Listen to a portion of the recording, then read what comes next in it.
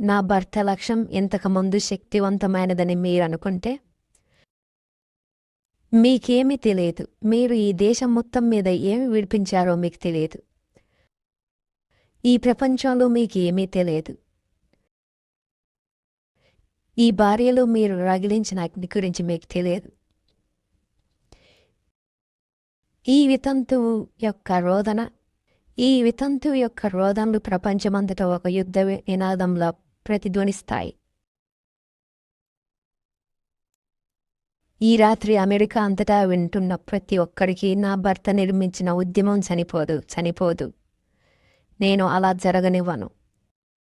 అది చనిపోదు. మనమందరం అలా జరగనివ్వం. నా భర్త పేరుని ఎవరూ ఎప్పటికీ మర్చిపోరు.